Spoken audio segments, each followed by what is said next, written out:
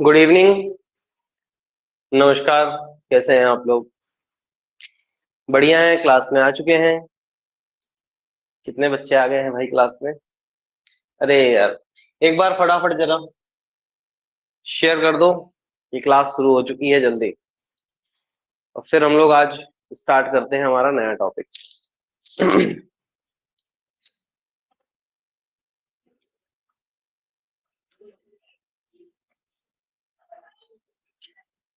चलिए, audio video clear है ना? टैप करके बताओ एक बार कि सर क्लियर है ऑडियो वीडियो।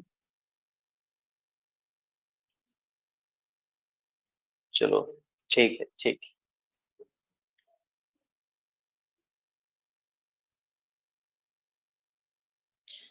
अच्छा, एक चीज है पहले, जब तक सब लोग टैब नहीं कर देते जितने क्लास में आ गए। हाँ, मुझे ऐसा शक है कि आप लोग क्लास ज्वाइन करके इधर उधर घूमते रहते। तो एक बार जल्दी, हाँ जल्दी। अभी भी एक बच्चा बचा हुआ है।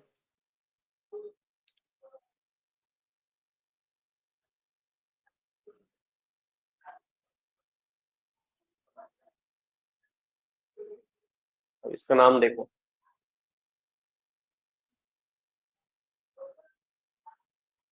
हम्म। चलिए, ठीक।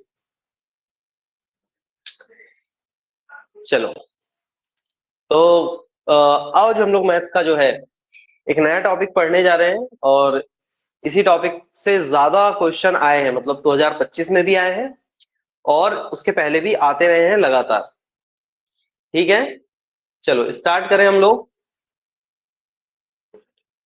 ये दिखाई दे रहा है यहाँ तक, तो यहाँ तक दिखाई दे रहा है, यहाँ तक दिखाई दे रहा है, यहाँ तक दिखाई दे रहा है ना? ठीक।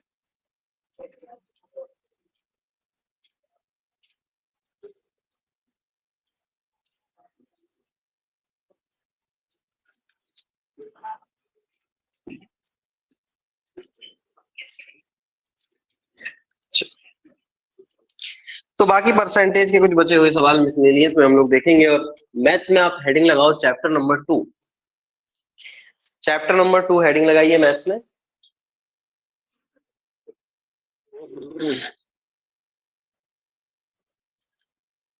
हिस्ट्री, हाँ हिस्ट्री पढ़ाएंगे आज। हिस्ट्री पढ़ाएंगे। पहले हम प्रॉफिट और लॉस पढ़ाएंगे, उसके बाद हिस्ट्री पर आ जाएंगे, है ना? ओके, चलो। मतलब 45-50 मिनट हम लोग पढ़ेंगे मैथ्स, प्रॉफिट और लॉस, और उसके बाद फिर हिस्ट्री पर आ जाएंगे। चलो देखो यहाँ पर।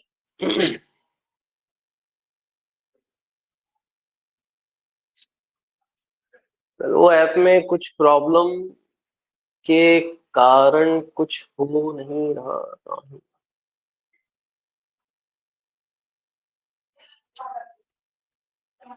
क्लास चल रही है ना प्रॉपर? मतलब मैं जो बोलता हूँ वो समझ में आ रहा है ना प्रॉपर? और कमेंट्स आ रहे हैं? कमेंट्स तो खैर आ ही रहे हैं, तब तो किया है। बताओ जल्दी एक बार। कैपिटल एच लिख दो आप। सब ठीक है? यहाँ से जो मैं बोलता हूँ सुनाई दे रहा है, दिखाई दे रहा है? हम्म। चलिए, ठीक है।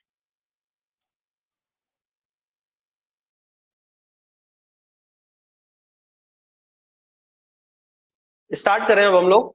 अब हम बिल्कुल आपकी तरफ नहीं देखेंगे, अब आप हमारी तरफ देखेंगे, हमारी तरफ मतलब बोर्ड की तरफ देखेंगे, और हम लोग स्टार्ट करते हैं आज का ये चैप्टर। ठीक है, चलो बिना समय गवाए हम आ गए हमारे दूसरे चैप्टर पर। इस चैप्टर का नाम है प्रॉफिट एंड लॉस।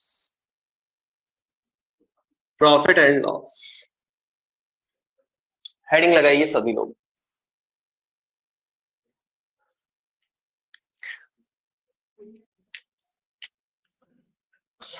चलो बढ़े आगे। प्रॉफिट और लॉस में जो सबसे फर्स्ट कॉन्सेप्ट, अब मैं यहाँ छोटी छोटी कहानियां सुनाऊंगा आपको, ताकि सबसे पहले तो हमने परसेंटेज का कॉन्सेप्ट बिल्ड कर दिया आपके लिए, बिल्कुल कर दिया है, इसमें कोई दोहराया है क्या? नहीं। अब हम जो है आपके लिए एक नया कॉन्सेप्ट लेकर के आए हैं, प्रॉफिट एंड लॉस। आपने पहले पढ़ा होगा, बट जिस तरीके से मैं पढ़ाने वाला हूं आज, इस तरीके से शायद आप पहली बार ही पढ़ रहे हो इस चैप्टर को। और इसी में एक और कॉन्सेप्ट है जिसको हम रेशियो एंड प्रॉपोर्शन कहते हैं, है ना। देखो इधर पहले इसका कुछ छोटा सा बेसिक है। देखो रेशियो क्या होता है, रेशियो एंड प्रोपोर्शन, है ना, ये टॉपिक का नाम है। अब सुनना यहाँ पर, हम हमारी क्लास से ले लेते हैं कोई भी दो कैरेक्टर जो भी हमको ऊपर दिखाई दे रहे हैं, है ना। ठीक है, देखो यहाँ पर एक मान लो ए है और एक का नाम बी है ना। क्लास से कैरेक्टर नहीं लिया मैंने, ऐसे ही ले लिया। एक का नाम ए है और एक का नाम क्या है, बी। ए के पास मान लो 400 रुपए है। कितने रुपए हैं? 400 रुपए। और बी के पास कितने रुपए हैं? तो बी के पास है 500 रुपए। तो अगर मैं आपसे बोलूं कि ए और बी के बीच में पैसों का रेशियो क्या है, what is the ratio of money between A and B, तो इस कहानी को हम लिखते हैं इस प्रकार से। ए के पास कितने रुपए हैं? 400 रुपए। और बी के पास कितने रुपए हैं? 500 रुपए। तो इनके बीच में पैसों का जो रेशियो है वो 4:5 है। क्या आपको बात समझ में आ गई है? तो आप बोलेंगे हाँ सर, इसमें कोई समस्या नहीं है, हमें बात समझ में आ गई, है ना। इसके अलावा अभी इस पर आएंगे हम, प्रॉफिट और लॉस पर, यहां देखते चलो आप। इसके अलावा मैं आपसे बोलूं कि जैसे मान लो ए है ना, दूसरा केस है, आप इसका आंसर बताएंगे। ए है, इसके पास अभी 50 kg राइस है। क्या है? राइस। और बी है, उसके पास 100 रुपीज है। तो क्या ए और बी का रेशियो बनाया जा सकता है? बनाया जा सकता है? अगर हाँ बनाया जा सकता है तो एच लिख दो, नहीं बनाया जा सकता है तो एन लिख दो। लिखना सबको है और जल्दी लिखना है। इसका रेशियो बनाया जा सकता है। अगर बनाया जा सकता है तो फिर रेशियो क्या होगा? पार्टिसिपेट करना है क्लास में, है ना। ये मैं बार बार आपसे कहता हूँ, ये मुझे कहने पर मजबूर मत करो आप बार बार। क्या इसका रेशियो बनाया जा सकता है? बनाया जा सकता है तो एच लिख दो, नहीं बनाया जा सकता है तो एन लिख दो। जल्दी जल्दी।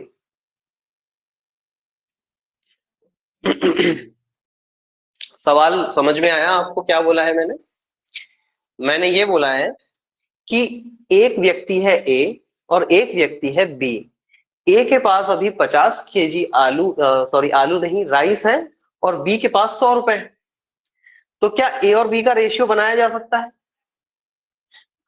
तो दो आंसर्स हमारे पास आए हैं, नहीं बनाया जा सकता, जो कि बिल्कुल सही आंसर है। यहां पर रेशियो नहीं बनाया जा सकता, उसका कारण क्या? कारण है इसका, क्यों नहीं बनाया जा सकता रेशियो? बोलो। रेशियो ना बनाने का इधर कोई रीजन है क्या? तो आप बोलेंगे हाँ सर है। क्या है रीजन? रेशियो दो क्वांटिटीज का तब बनाया जा सकता है जब वो सेम क्वांटिटी हो। रेशियो कैन ओनली, या ऐसा लिखो, only same quantities having same unit, having same unit can write in ratio. इतना नोट करें जरा, जल्दी जल्दी जल्दी जल्दी, यहां तक नोट कर लो आप लोग। और थोड़ा सा क्या बात है, क्लास में कम लोग आते हैं, 7 ही लोग हैं आज क्लास में, 12 से 7 लोग हैं। कुछ लोग रिकॉर्डेड देखना प्रेफर कर, चलिए लाइव का अपना नोट करो पहले आप। नोट करने के बाद इसको एक बार रिपीट करेंगे, 1 मिनट बाद फिर मैं आगे का कॉन्सेप्ट समझाता हूँ, है ना।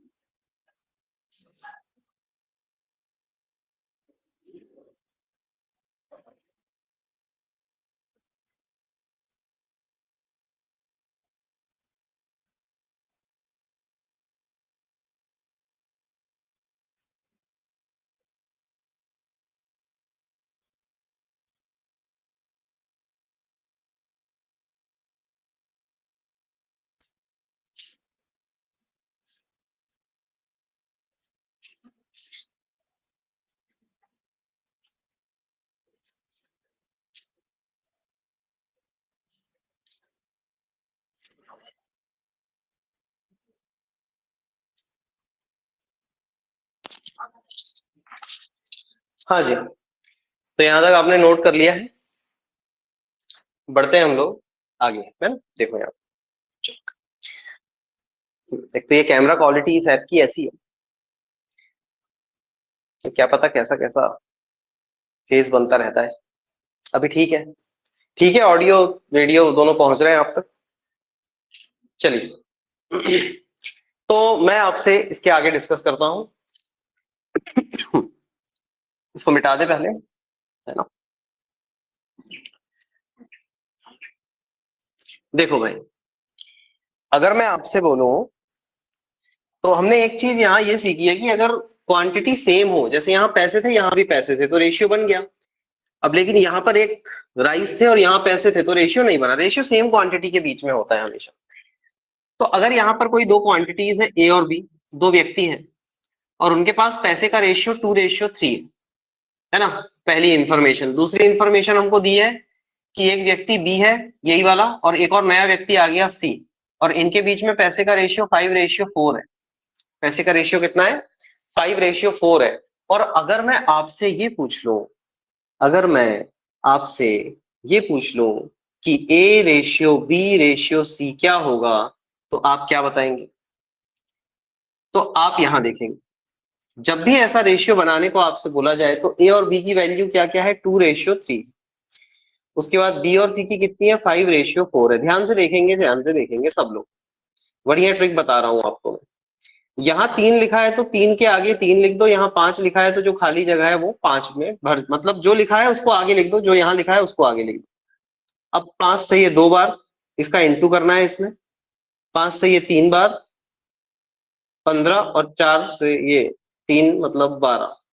तो कैंसिल होता है? 3 से नहीं होता। 2 से होता है? नहीं होता। तो यही आपका आंसर हो जाएगा 10:15:12। 10:15:12 A ratio B ratio C है। ठीक है, याद रखना है, जल्दी नोट कर लो इसको।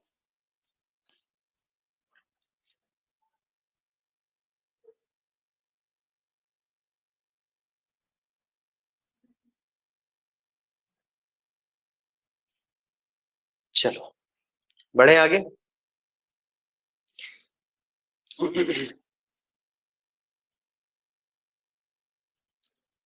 रिपीट कर दें एक बार। ठीक है, देखो यहाँ पर एक बार मैं इसको फिर से रिपीट कर रहा हूं, आप सभी लोग ध्यान से समझें इस बात को। मैंने आपसे ये कहा है, एक एग्जांपल और दे देते हैं, चलो, है ना। तो छाया ने पूछा है, छाया के एग्जांपल से ही हम आपको समझाते हैं। तो यहां पर मान लो छाया है, ठीक है। छाया के पास अभी कितने रुपए हैं? 200 रुपए। कितने रुपए हैं? 200 रुपए। इसके अलावा एक और कोई भी मान लेते हैं, मानसी मान लिया, ठीक है। ठीक है, मानसी। तो मानसी के पास अभी 300 रुपए। किसका माइक चालू है भाई?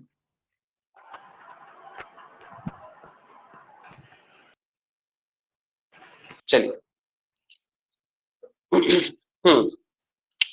के पास कितने रुपए हैं? 300 रुपए। मानसी है ये, ठीक है, ये मैंने आपको बताया। फिर एक और कैरेक्टर है, चलो पहले तो इस इंफॉर्मेशन का हम यूज कर लेते हैं।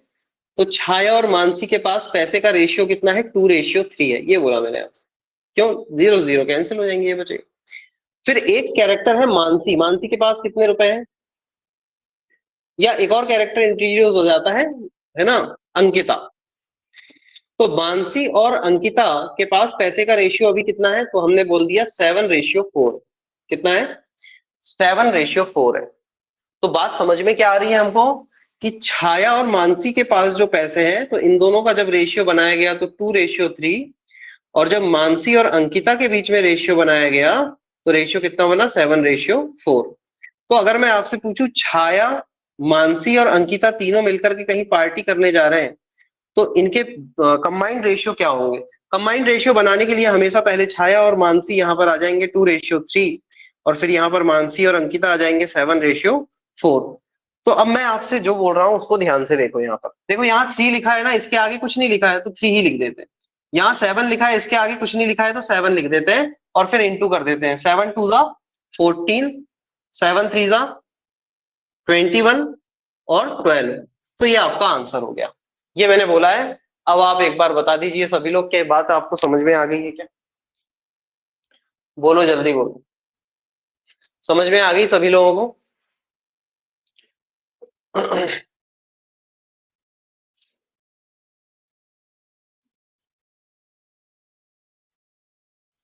बोर्ड क्लियर नहीं दिख रहा है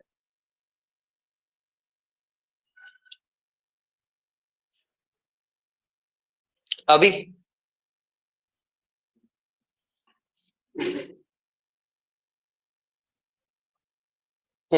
ठीक है। तो मैंने यहां से क्या बोला है अभी? देखो फिर वो ऐसा करने लगता है ना, शाइन होने लगता है, इधर से बताता हूँ। हाँ अब देखो,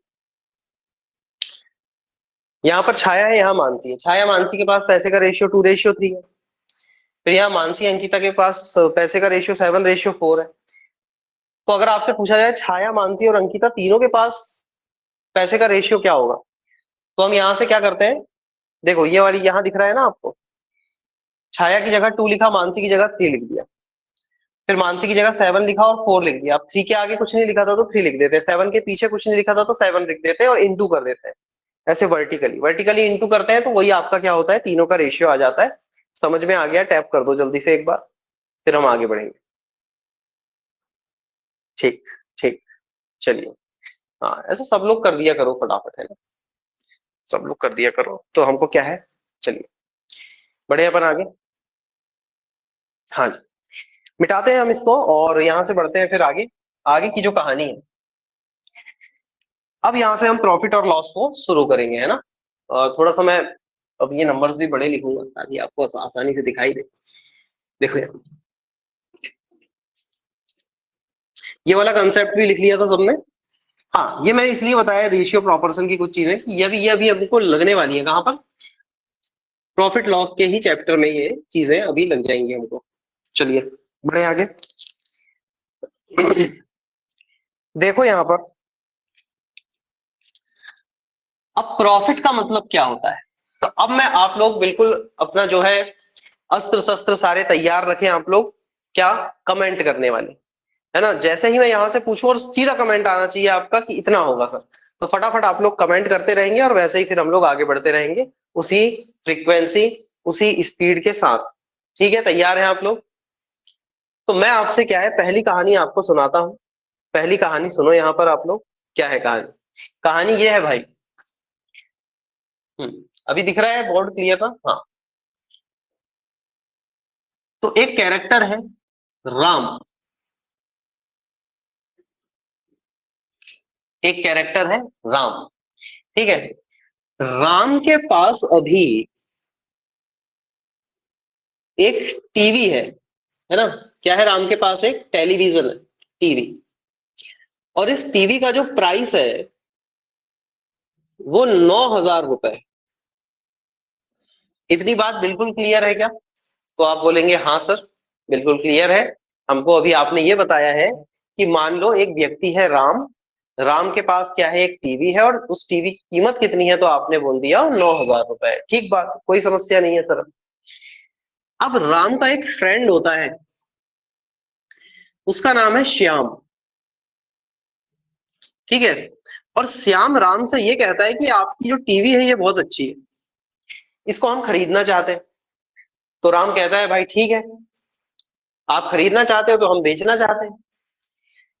तो अब क्योंकि टीवी, ये हाइपोथेटिकल बात होगी सारी, है ना, हाइपोथेटिकल। तो आप ये बोलो कि सर टीवी की रीसेल वैल्यू उसकी एग्जैक्ट जो उसकी फ्रेश टीवी की वैल्यू उससे ज्यादा तो होती नहीं है सर, ऐसा ज्ञान कोई नहीं देगा क्लास में, सिर्फ हाइपोथेटिकल बात है समझने के लिए। ठीक है, तो टीवी श्याम को बेच देता है कौन? राम, है ना। तो Ram sells TV to Shyam, और श्याम कितने रुपए देता है उस टीवी के लिए? तो श्याम देता है 12,000। राम जो है श्याम को 12,000 रुपए में ये टीवी बेच देता है। राम के पास एक टीवी थी जो उसने कितने में खरीदी थी? 9,000 में, यानी कि 9,000 की थी। फिर ये टीवी उसने श्याम को बेच दी, तो श्याम को कितने में बेची है उसने? 12,000 में। तो अब यहां से मैं आपको इंट्रोड्यूस करना चाह रहा हूं, यहां पर एक तो होता है कॉस्ट प्राइस, क्या होता है?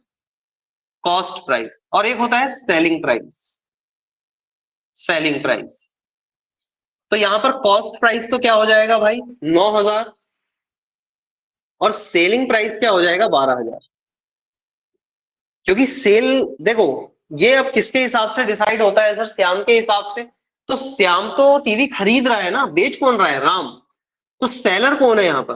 राम। तो सेलर के हिसाब से डिसाइड होती है चीजें। सेलर का कॉस्ट क्या था और सेलर का सेलिंग प्राइस क्या है। तो सेलर कौन है यहाँ? राम है, इसलिए राम के हिसाब से चीजें चलेंगी। तो राम का कॉस्ट प्राइस कितना? 9,000 रुपए, और सेलिंग प्राइस कितना? 12,000 रुपए।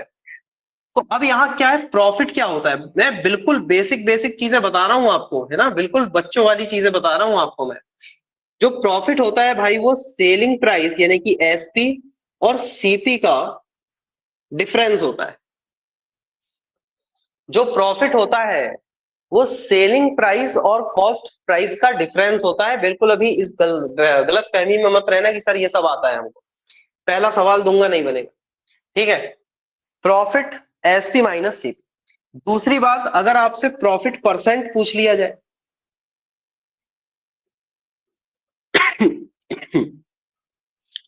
तो प्रॉफिट परसेंट जो होता है, जितने रुपए का आपको प्रॉफिट हुआ है उसको हमेशा हम कॉस्ट प्राइस पर कैलकुलेट करते हैं।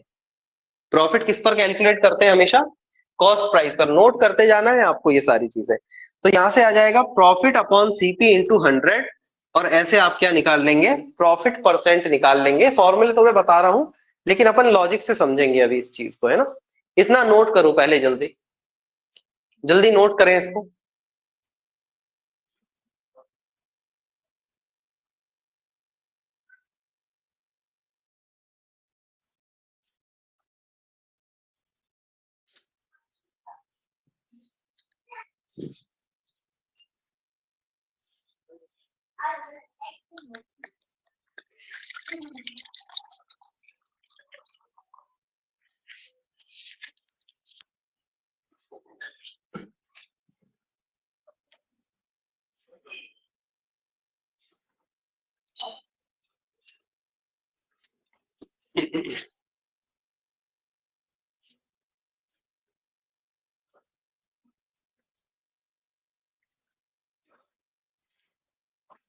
चलिए, ठीक है।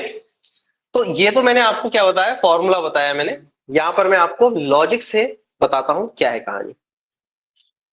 हटा दूं? अगर मैं आपसे पूछूं, अगर मैं आपसे पूछूं कि इस पूरे केस में कितने रुपए का प्रॉफिट हुआ है, तो आप क्या बोलोगे? कितने रुपए का प्रॉफिट हुआ है इस केस में? कमेंट करके बताइए, और जल्दी बताइए। देखो, कमेंट करना तुम्हारे लिए, हमारे लिए और सब्जेक्ट के लिए, तीनों के लिए जरूरी है। तो इस चीज को स्किप मत किया करो, है ना। ये आपके इन्वॉल्वमेंट को दर्शाता है कि आप इन्वॉल्व हो कि नहीं क्लास।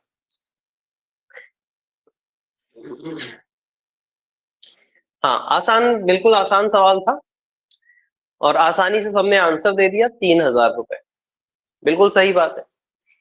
अब मैं आपको एक लॉजिक और समझाता हूं कि अगर मैं आपसे ये पूछूं कि इसका प्रॉफिट परसेंट क्या होगा। क्या पूछूं मैं आपसे? इसका प्रॉफिट परसेंट क्या होगा? हाँ, 3,000 रुपए आ जाएगा, बिल्कुल। देखो यहाँ पर इसका प्रॉफिट परसेंट क्या होगा, तो प्रॉफिट तो कितना हो गया 3,000 रुपए का, 3,000 रुपए का।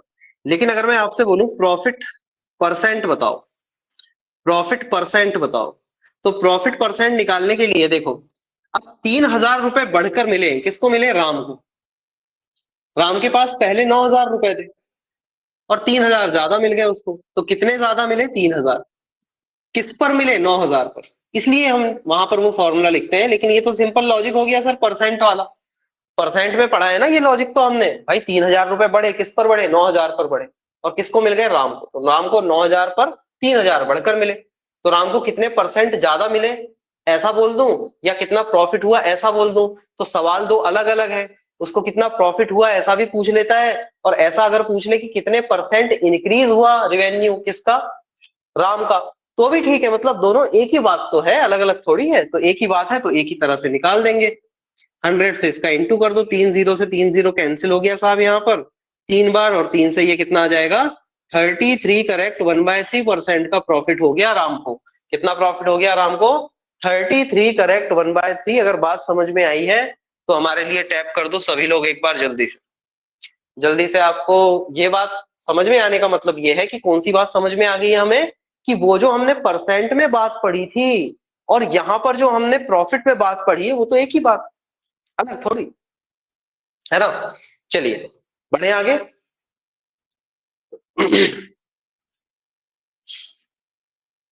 चलिए अब देखो एक चीज होती है डिस्काउंट, है ना। आज बेसिक ही हो पाएगा इसका, मिटा दें इसको।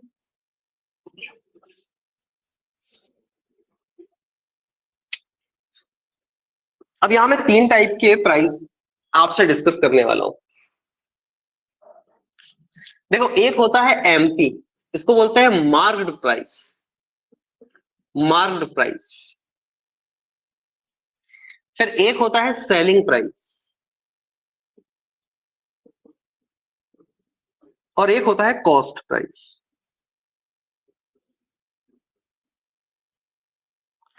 मार्क्ड प्राइस और सेलिंग प्राइस का जो डिफरेंस है, इसी डिफरेंस को हम क्या कहते हैं, इसी डिफरेंस को हम क्या कहते हैं डिस्काउंट कहते हैं। लिख लेना अच्छे से, इसी डिफरेंस को हम क्या कहते हैं भाई डिस्काउंट, डिस्काउंट कहते हैं।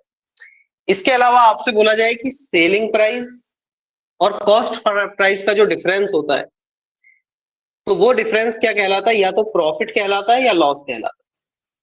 प्रॉफिट भी कहला सकता है और लॉस भी कहलाता है, याद रखना, लिख लो इसको। तो एक तो होता है मार्क्ड प्राइस, एक होता है सेलिंग प्राइस और एक होता है कॉस्ट प्राइस। मार्क्ड प्राइस और सेलिंग प्राइस का जो रेशियो मतलब जो डिफरेंस है वो क्या कहलाता है आपका डिस्काउंट कहलाता है। अभी सक्सेसिव डिस्काउंट के सवाल आते हैं सीयूईटी में, तो इसलिए इसको बेसिक को स्किप मत करना, अच्छे से सुनना है, आपको भले ही पता है पहले से। सेलिंग प्राइस और कॉस्ट प्राइस के बीच में जो डिफरेंस है वो या तो प्रॉफिट कहलाता है या तो लॉस कहलाता है। लेकिन हम यहाँ पढ़ाते हैं तो हम बिल्कुल ये मान के चलते हैं कि आपको इस चैप्टर के बारे में कुछ नहीं पता है ना, यही हम मान के पढ़ाते हैं। चलिए बढ़े आगे। तो ये तो आपको पता है। चलिए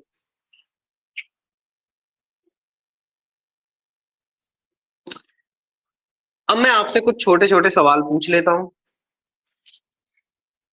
मान लो, मान लो यहां पर एक क्रीम है ना, या कोई भी कॉस्मेटिक प्रोडक्ट है या कोई भी प्रोडक्ट है, उस प्रोडक्ट को मैंने ए मान लिया ए, और इस पे प्राइस टैग लगा हुआ है, प्राइस टैग लगा रहता है ना 2,000 रुपए। कितने हजार रुपए का है 2,000 रुपए का है।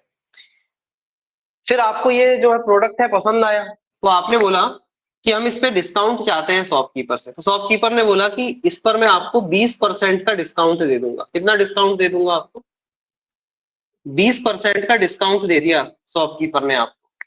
तो पहले 20% का डिस्काउंट दे दिया गया था, फिर पता चला कि आपके पास कोई कूपन भी निकल गया, कूपन निकल गया, तो आपको 10% का डिस्काउंट एडिशनली मिला, एडिशनल मिला, है ना। तो पहले 20% का उसने डिस्काउंट दिया और फिर कूपन लगा दिया आपने, तो आपको 10% डिस्काउंट और मिल गया। तो का आप कितने रुपए में खरीदेंगे ऑब्जेक्ट को। तो ये जो ऑब्जेक्ट है आपने कितने रुपए में खरीदा, आपका कॉस्ट प्राइस क्या आएगा उस ऑब्जेक्ट का, जरा कमेंट करके मुझे बता दो। बिल्कुल आसान चीज पूछिए, प्रैक्टिकल बात पूछिए। दुकान पे शॉपिंग करते हो ना भाई, डिस्काउंट 20% का तो शॉपकीपर ने दे दिया, फिर जो बचा हुआ रेट था उस पर आपने कूपन और अप्लाई कर दिया। फोन पे का कूपन था, कहीं का भी कूपन था, तो आपको 10% का और डिस्काउंट मिल गया। किस पर, जो ऑलरेडी ऑलरेडी कम हुआ वाला है। ये एक अलग केस है, और एक केस होता है कि दो अलग अलग डिस्काउंट दिए 20 और 10% के। अभी मैं समझाऊंगा आपको, पहले इसका आंसर आप मुझे दो। सभी लोग, आप एक दुकान पर गए हो और आपको एक बहुत महंगी क्रीम लैक्मी की पसंद आ गई 2,000 रुपए की, है ना, कि इससे स्किन जो है वो बढ़िया हो जाती है। 20% का डिस्काउंट उस पर आपको शॉपकीपर ने दे दिया, फिर आप फोन पे कर रहे थे तो फोन पे ने 10% का एडिशनल डिस्काउंट और दे दिया कूपन की हेल्प से, तो आपने कितना रुपए पे करके आ जाएंगे वहां पर? कितने रुपए दे करके आओगे भाई? 600 रुपए देकर आओगे? चलो देखते हैं, 2000 रुपए का वो प्रोडक्ट था, 600 रुपए देकर के आओगे, ऐसा है क्या? देखते हैं अभी अपन, है ना? बाकी लोग भी बताओ, जल्दी बताओ, और थोड़ा सोचो सवाल को, बिना सोचे समझे आप आंसर नहीं करेंगे। सोचो समझो देखो परखो और फिर आंसर बताओ।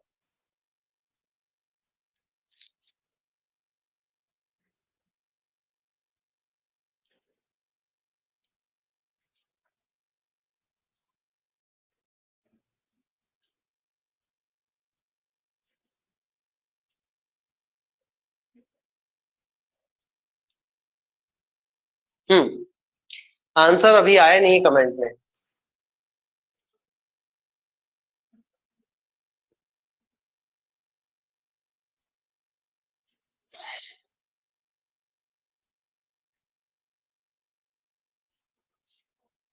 1400 आ रहा है, मतलब आप 1400 रुपए आपका कॉस्ट प्राइस होगा, इतना पे करके आओगे ऐसा? ठीक है देखते हैं।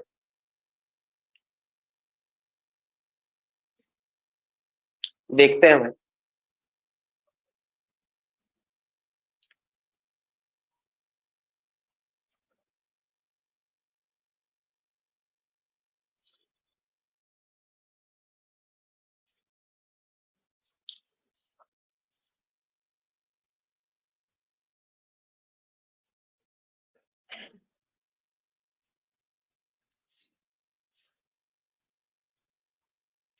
चलो बताता हूं मैं। अभी परसेंट सिखाया है मैंने आपको ना, अभी परसेंट सीख करके आ रहे हैं, क्या समस्या हो गई इसमें वैसे? अरे आपको भाई, आपको 2000 रुपए यहाँ पर आपको 20% का, उसमें 20% की कमी आ जाती है। ये नहीं सीखा क्या? 20% लेस, अब तुम भूल गए। अब वो कॉन्सेप्ट फिर रिवाइज करना, यही तो तुम्हारे साथ एग्जाम में होने वाला है। कुछ अलग थोड़ी आ जाएगा, जो हम पढ़ाएंगे आएगा वही। लेकिन आप वहां भूल जाते हो, पहला चैप्टर पढ़ा वहां बनता है, दूसरे चैप्टर में वो चीज लगती है तो आपसे नहीं बनती। हाँ, गलत बात है ये। देखो यहाँ पर, और अपने आप को मारना कि इतना सस्ता सवाल नहीं बना हमसे। भाई 2000 रुपए की चीज थी पहले, यहां समझेंगे सब लोग, 2000 रुपए की है चीज, उस पर 20% पहले डिस्काउंट दिया जाता है, तो 20% की फ्रैक्शन वैल्यू 1/5 होती है, यानी कि 5 रुपए की चीज पर 1 रुपए कम कर दिया। 5 रुपए की चीज पर 1 रुपए कम कर दिया, तो 5 रुपए किसके बराबर थे पहले? 2000 के। 2000 पर एक की कमी, मतलब 5 पर एक की कमी, तो 2000 पर कितने की? 5 पर एक की कमी कर दो तो 5 यूनिट 2000 के बराबर है, तो 1 यूनिट किसके बराबर है? 400 के बराबर है। किसके बराबर है? 400 के बराबर है। तो इसका मतलब 400 रुपए कम कर दो इसमें से। तो दुकानदार ने आपको डिस्काउंट दे दिया 1600 रुपए, लेकिन इस 1600 रुपए पर 10% का डिस्काउंट और मिल रहा है। ये मतलब है इस बात का कि 1600 रुपए तो नेट अमाउंट बना, इसको आप पे करने गए तो फोन पे ने कूपन दे दिया आपको 10% का। लेकिन किस पर? 2000 पर। लोगों ने 2000 का 10% निकाल दिया, उस पर थोड़ी डिस्काउंट मिलेगा। अब तो 1600 रुपए ऑलरेडी हो गया ना उसका प्राइस, तो अब 1600 पर 10% का डिस्काउंट मिलेगा, इसको सक्सेसिव डिस्काउंट कहते हैं। क्या अंतर समझ में आया? समझ में आया तो हाथ उठाओ पहले एक बार। 1600 का 10% कितना हो जाएगा साहब? 160। 160 रुपए और कम हो जाएंगे आप। ये कंटिन्यूअस डिस्काउंट मिल रहा है आपको, प्राइस पर डिस्काउंट मिल रहा है। लेकिन अगर यहां पर ऐसा बोलता है कि 10% का डिस्काउंट हम मार्क्ड प्राइस पर दे रहे हैं आपको, एमआरपी पर दे रहे हैं, तो एमआरपी पर देते तब जाकर के 2000 का फिर से 10% निकालते, ऐसा है साहब। तो 160 और कम कर दो इसमें से, 1600 में से, तो 1500, 1440, 1440 रुपए देके आओगे आप।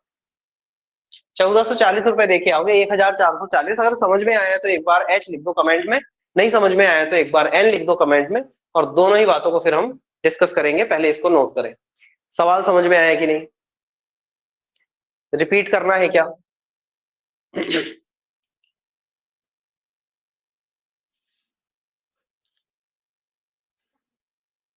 सवाल समझ में नहीं आया? क्या बोल रहे हो, रिपीट करें?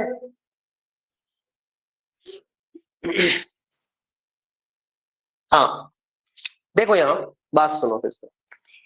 मैं आपसे ये कह रहा हूं, मैं आपसे ये कह रहा हूं कि आपको कोई घड़ी पसंद आई है, वॉच, ठीक है, वॉच, वॉच कितने की है? 2000 रुपए की। ध्यान से सुनना मेरी बात, जो बात मैं समझाना चाह रहा हूं, दोनों ही क्वेश्चन बनते हैं। सोचो कितना कंफ्यूजन होता होगा। अब कंटेंट का लेवल देखो, आप ऐसे हल्के फुल्के सवाल नहीं कराता मैं कि यहाँ पर मैंने सेलिंग प्राइस लिख दिया, यहाँ प्रॉफिट परसेंट लिख दिया और यहाँ कॉस्ट प्राइस निकालने को बोल दूं आपसे। ऐसे सवाल नहीं आते। अब नए सवाल आते हैं, थ्योरी वाले सवाल आते हैं, है ना, कंफ्यूजिंग सवाल आते हैं। ये है कंफ्यूजिंग सवाल। पहला सवाल मैंने बोला था आपके सामने रखूंगा और रख दिया और आपने कंफ्यूज कर लिया अपने आप। देखो यहां ध्यान से समझाया जाए, देखो समझो बात को। मैंने आपसे ये बोला कि एक घड़ी है, घड़ी है ना, वॉच, वॉच कितने की है? 2000 रुपए। तो शॉपकीपर ने उस पर ऑलरेडी 20% का डिस्काउंट आपको दे दिया, तो आपसे वो 1600 रुपए मांग रहा है। लेकिन आपने जब ऑनलाइन पे करने गए, आप तो आपको कूपन के कारण 10% डिस्काउंट मिल गया। आप पे करने गए तो पे उसको 2000 करोगे कि 1600 करोगे, पहले ये बताओ। अरे 1600 रुपए पे करोगे ना पहले, कि 2000 करोगे कि साहब आपने हमको डिस्काउंट दे दिया लेकिन हम तो 2000 रुपए देंगे आपको? ऐसा तो नहीं करोगे। 20% कम करके 1600 रुपए देना है ना आपको, तो आपने 1600 रुपए दिए तो 1600 पर कूपन होगा। ये कूपन 1600 पर लगेगा, 2000 पर। अरे आप समझ में आए तो हाँ लिख दो जल्दी।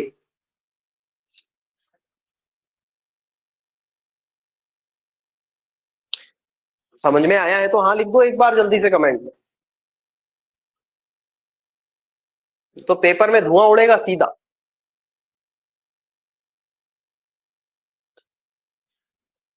चलिए, बस 4 लोगों को समझ में आया है, और किसी को नहीं आया समझ में? हाँ, बाकी लोगों को समझ में आया है? नहीं आया है? हो क्लास में नहीं हो? कमेंट करो जल्दी।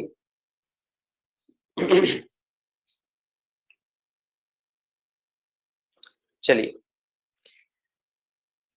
तो ये थी कहानी। मैथ्स को हम यहीं पर रोकते हैं और अब हम लोग चलते हैं किसकी तरफ? हिस्ट्री की तरफ। तो हिस्ट्री के नोट्स आप निकाल के रखें जल्दी से, और अब हम शुरू करेंगे हिस्ट्री। ठीक है, चलो।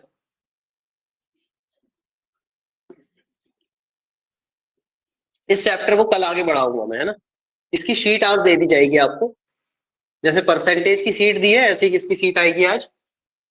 प्रॉफिट लॉस की। और जिसने सीट नहीं करता है, जो डीपीपी नहीं करता है, वो आदत डालो, डीपीपी करना है भाई रोज, है ना। चलो, तो हम चलते हैं हमारी हिस्ट्री की क्लास में। और हिस्ट्री में हम कहाँ पढ़ रहे थे, क्या पढ़ा दिया था मैंने, वो बताइए आप। पहली कौन सी डायनेस्टी पर थे हम लोग, क्या बताया था मैंने? एक बार कमेंट में बता दो कोई भी।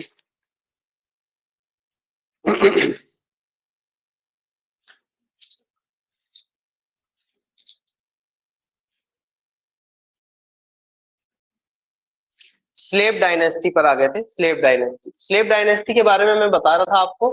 क्या बता दिया था मैंने लास्ट?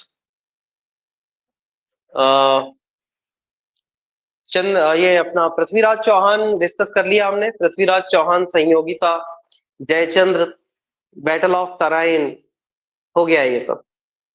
चलिए,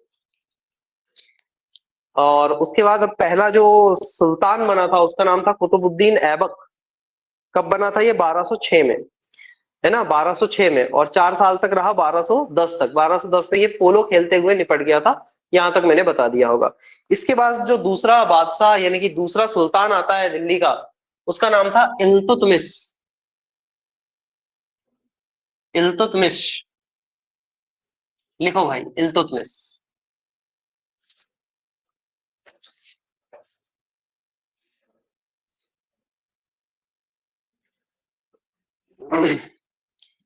तो पहली बात, he was slave and son in law of Aibak Qutubuddin Aibak, KB Aibak. पहला फैक्ट तो इसके बारे में ये है साहब कि जो इल्तुतमिश था, जो दूसरा सुल्तान बना, वो कुतुबुद्दीन ऐबक का गुलाम था और गुलाम रहते रहते दामाद बन गया। ठीक है, तो गुलाम और दामाद एक साथ था कौन? इल्तुतमिश। और इल्तुतमिश किसका गुलाम था? कुतुबुद्दीन ऐबक का, और बाद में क्या बन गया? दामाद बन गया। चलिए, हालांकि जब इसकी बेटी से, मतलब कुतुबुद्दीन ऐबक की बेटी से शादी नहीं की होगी इसने, तब ये जो है इल्तुतमिश कुतुबुद्दीन ऐबक का गुलाम रहा होगा, और शादी के बाद इसकी बेटी का गुलाम हो गया। गुलाम हमेशा रहता है व्यक्ति, इसको पर्सनली नहीं लेना आपको, ठीक है। अब इसने राजधानी, जो इसकी कैपिटल कहाँ थी पूछा जाता है ना, कैपिटल।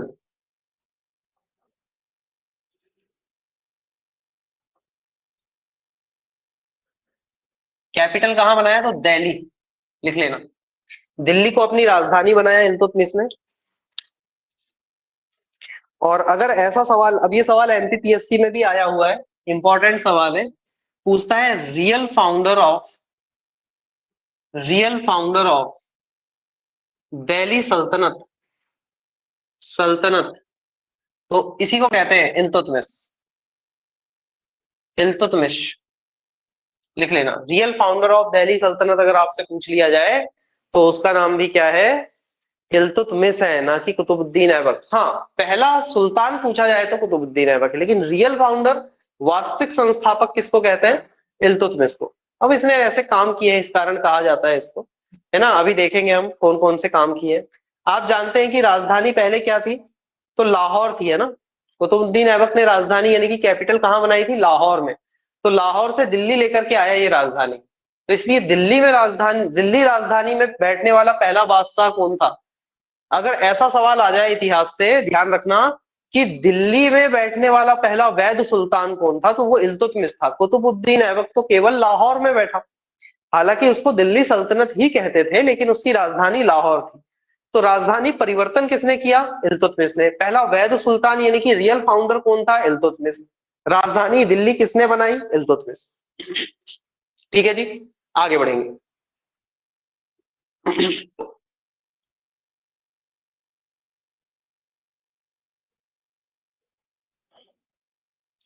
अब इसने क्या क्या काम किए, है ना, तो इसके क्या है, कुछ इंपॉर्टेंट वर्क हम देख लेते हैं। इंपॉर्टेंट वर्क्स, तो पहले तो इसने क्या बनाया? सुल्तान गढ़ी टॉम, लिख लीजिए। पहला काम इसका क्या था? सुल्तान गढ़ी टॉम। टॉम्ब का मतलब होता है मकबरा, है ना, हिंदी में लिख लेना मकबरा। तो सुल्तानगढ़ी टॉम्ब कहां पर है? ये दिल्ली में है जी, दिल्ली। दिल्ली आप घूमने जाओगे ना, खासकर ओल्ड दिल्ली, ऐसे ही आप पढ़ते रहे तो किसी दिन आप इंटरव्यू देने जाओगे पीएससी का, दिल्ली। तो जब इंटरव्यू वगैरह देने जाओगे तो फिर वहां घूम करके आना ये सब, एग्जैक्टली लाल किला वगैरह, सुल्तानगढ़ी का मकबरा, जामा मस्जिद, है ना। मुगल एम्पायर कैसा था, क्या क्या करते थे ये लोग, दीवाने आम दीवाने खास। चलिए,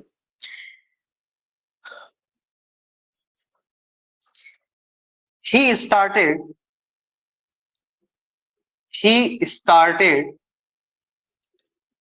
रुपया इन इंडिया, इन इंडिया। पूछा जाए इंडिया में रुपया की शुरुआत किसने की? इसने सबसे पहली मुद्रा चलाई थी, उसका नाम था रुपया। तो आज जो हम लोग बोलते हैं रुपया, यहीं से आया है, इसी ने चलाया था सबसे पहले। और रुपया में कौन से सिक्के चलाए थे, कॉइन कौन से चलाए थे इसने? तो सिल्वर कॉइन चलाए थे, याद रखना, सिल्वर कॉइन, चांदी के सिक्के चलाए थे भाई, ठीक है।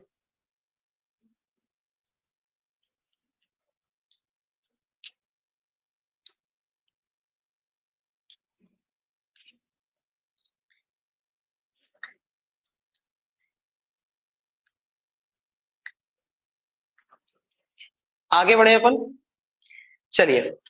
इसके बाद हम चलते हैं आगे, यहां से इसको हटाओ।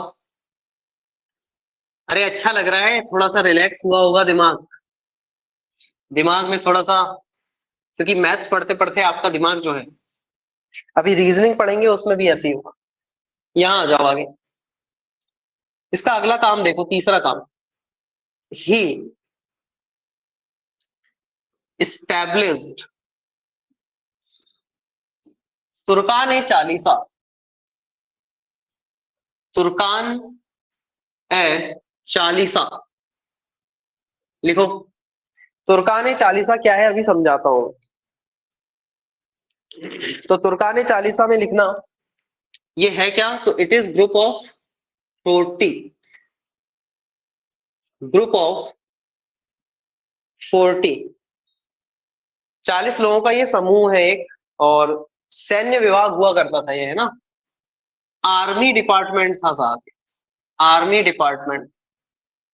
40 सरदारों का एक समूह था, उसकी स्थापना की थी किसने, इल्तुतमिश ने। उसको कहता था वो क्या, तुर्कान ए चालीसा, तुर्कान ए चालीसा। 40 सरदारों का, 40 सैन्य सरदारों का एक समूह था इसके पास, तुर्कान ए चालीसा। ठीक है। इसमें एक बहुत फेमस व्यक्ति था, बलबन, बलबन, बलबन तुर्कान ए चालीसा का ही सदस्य था, ये याद रख लेना, मेंबर था बलबन। अभी आगे आएगा, बलबन बहुत खतरनाक था ये भी। ठीक है, मिटा दे। चलिए अब फटाफट फटाफट अपन लिखते हैं ना, लिखते चलना आप साथ में, थोड़ा सा मैं स्पीड बढ़ा रहा हूँ आज।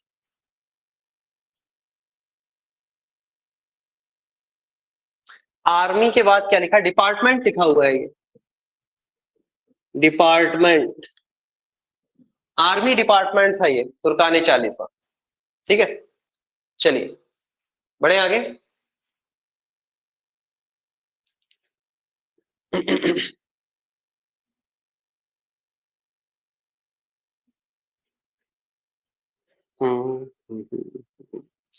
इसके बाद आ जाइए आगे। अब इसकी फैमिली के बारे में देख लेते हैं ना। तो इसकी फैमिली के बारे में देखो, तो सबसे पहले इसके सन, तो पहला बेटा कौन था इसका, उसका नाम था रुकुद्दीन फिरोज, रुकुद्दीन फिरोज, फिरोज, अच्छे से लिखने ना, रुकुद्दीन, रुकुद्दीन फिरोज। ठीक है। दूसरे बेटे का नाम था बहराम शाह, बहराम शाह। और इसकी एक डॉटर थी, तो डॉटर का नाम था रजिया। गाना सुना है आपने, लेकिन ये वो वाली रजिया नहीं है। ठीक है। जिनको गाना ध्यान आया है वो हंस रहे होंगे बेचारे। ठीक है, रजिया। तो रजिया सुल्तान जो है ये अभी बनेगी, है ना, इल्तुतमिश की बेटी थी।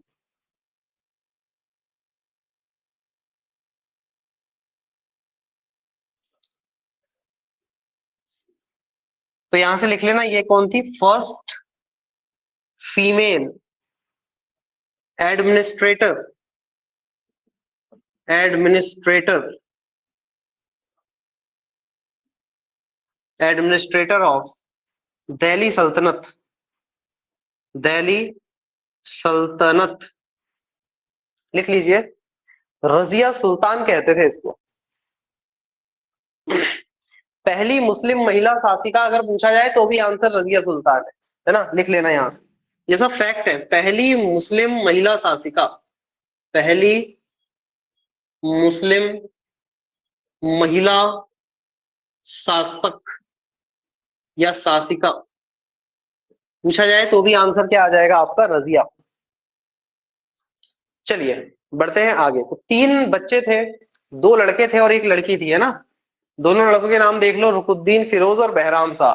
लेकिन दोनों ही क्या थे, दोनों ही वो थे, क्या बोलते हैं, आवारा किस्म के लोग थे ये दोनों। ठीक है, किसी काम के नहीं थे दोनों। तो इस कारण फिर रजिया ने दोनों को, अभी मैं बताऊंगा रजिया सुल्तान कैसे बनी। ठीक है, मजा आएगा आप।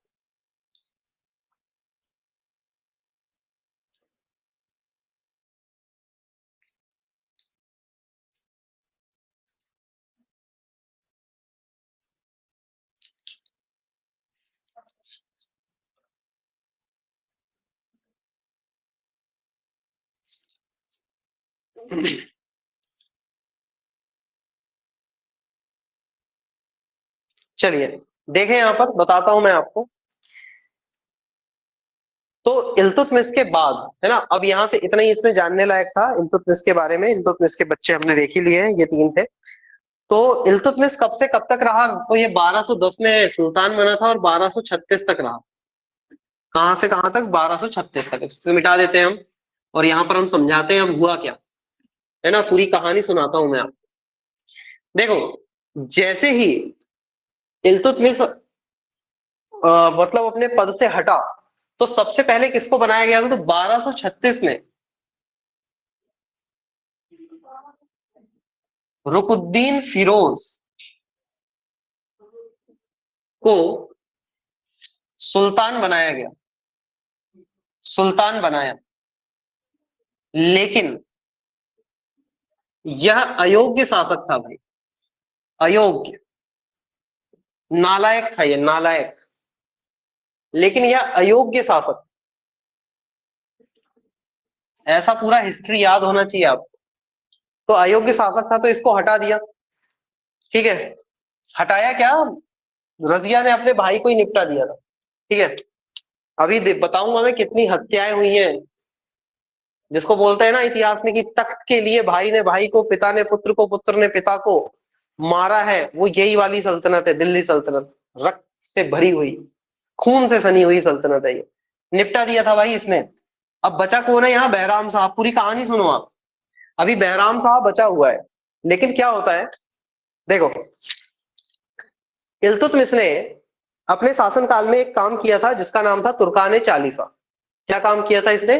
तुर्काने चालीसा। तो तुर्काने चालीसा जो है वो 40 सरदारों का एक समूह हुआ करता था। इन 40 सरदारों के समूह का समर्थन प्राप्त कर लिया था किसने? रजिया ने। ध्यान से सुनना, अपने शब्दों में लिख लेना, मैं तो सिर्फ समझा दूंगा, यहां पर अपने हिसाब से लिख लेना। रजिया ने रजिया ने क्या किया? सबसे पहले 40 सरदारों को अपने पक्ष में लिया। पॉलिटिक्स देखो, इसी को बोलते हैं डिप्लोमेसी। रजिया ने क्या किया? तुर्काने चालीसा का समर्थन प्राप्त किया और बहराम शाह का विरोध कर दिया। अभी यहाँ वॉर ऑफ सक्सेशन चल रही है कि इसका सक्सेसर कौन बनेगा, उत्तराधिकारी कौन बनेगा, किसका? इल्तुतमिश का। रुकुद्दीन फिरोज को बनाया, लेकिन ये भाई साहब जो थे ये नालायक थे। ये पड़े रहते थे, सो के ही नहीं उठ रहे हैं, उठ रहे हैं तो नशे में हिलते हुए आता था ये दरबार में, है ना। सुबह चाय नहीं और कुछ लेता था ये। पेय पदार्थ की मैं बात कर रहा हूँ। रुकुद्दीन फिरोज नालायक था ये। अब यहां पर लड़ाई है बहराम शाह में और किसमें? रजिया सुल्तान में। तो रजिया सुल्तान ज्यादा चालाक महिला थी। क्या थी? ज्यादा चालाक महिला थी। और इसने क्या किया?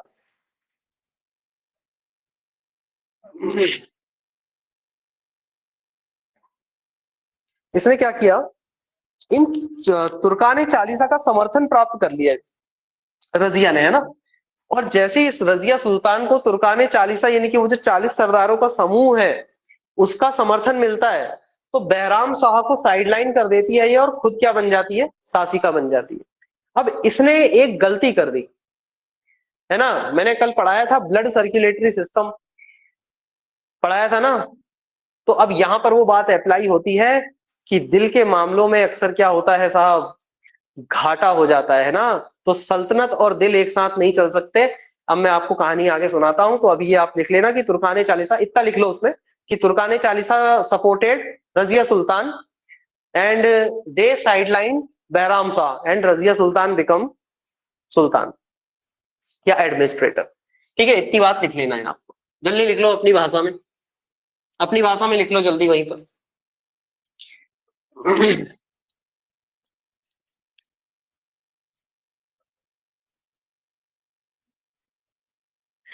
अब देखो, इस समय मतलब जिस समय की हम बात कर रहे हैं, इस समय राजा की ताकत को, कि कौन सा सुल्तान कितना पावरफुल है, इस बात का मेजरमेंट कैसे किया जाता था जानते?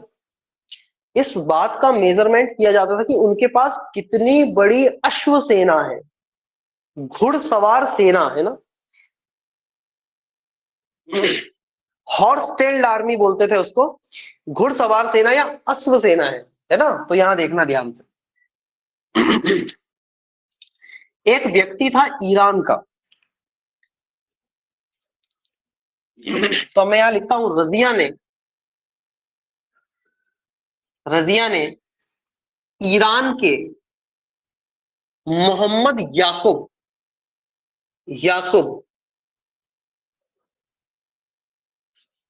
मोहम्मद याकूब को अश्व सेना का, हिंदी इंग्लिश से कुछ बहुत मैटर नहीं होगा, है ना, ध्यान रखना आप। आपको बस क्या है, हिस्ट्री पढ़ना है, आसान भाषा में। रजिया सुल्तान ने, मतलब रजिया ने ईरान के मोहम्मद याकूब को अश्व सेना का प्रधानमंत्री बना दिया, या प्रधान बना दिया। ये पूरी स्टोरी ध्यान से देखेंगे। इससे तुर्कान ए चालीसा तुर्कान ए चालीसा के सरदार नाराज हो जाते नाराज हो जाते और अब क्योंकि रजिया सुल्तान सुल्तान थी, ये तो सरदार थे उसके, तो सीधे तो बोल नहीं सकते थे भाई, राजा राजा होता है। तो इनने क्या किया, पंजाब का एक शासक था उस समय ना, यहां देखना,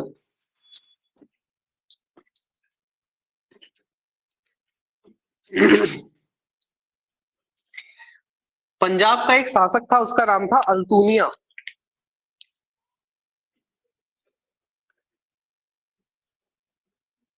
एडमिनिस्ट्रेटर एडमिनिस्ट्रेटर ऑफ पंजाब कौन था उस समय, उसका नाम था अल्तुनिया। लिख लेना, अल्तुनिया। तो अल्तुनिया क्या करता है, एक जगह है कैथल, हरियाणा में। कहां पर, ये हरियाणा में थी उस समय। तो कैथल के पास, अब ये क्या है, ऐसा भी माना जाता है कि रजिया सुल्तान जो थी, मोहम्मद याकूब जो थे, मतलब इनके जो प्रेम संबंध भी थे आपस में, ठीक है। ये मतलब चैट वैट होता होगा इनका, जैसा भी है काम, कि उस समय तो क्या है, पत्र से चैट चलती थी। और इसलिए रजिया सुल्तान ने मोहम्मद याकूब को क्या है, सबसे प्रमुख पद दे दिया था। और ये सरदार जो थे तुर्कान चालीसा के, ये देखते रह गए कि साला हमने इसको सुल्तान बनाया, और ये हमारे अलावा कोई बाहर से ईरान से आ गया, वो उसको ये जो है वो अश्वसेना का प्रधान बना दिया इसने, इतना पावर दे दिया इसने, है ना, सीधा इतना बड़ा प्रमोशन। तो ये लोग चिढ़ गए। ये चिढ़ जाते हैं, तो एडमिनिस्ट्रेटर रहता है पंजाब का अल्तुनिया। अल्तुनिया को ये तुर्कान चालीसा के लोग कहते हैं कि तुम एक काम करो, हम तुमको इन्फॉर्मेशन देंगे कि कुछ छोटी सी टुकड़ी के साथ, मतलब सेना की एक छोटी सी टुकड़ी के साथ, मोहम्मद याकूब और रजिया सुल्तान जो है वो कैथल जाने वाले हैं। मतलब ये लोग कहीं जा रहे थे, तो कैथल में आप क्या करो, इन लोगों को घेर लो, ठीक है। तो कैथल में अल्तुनिया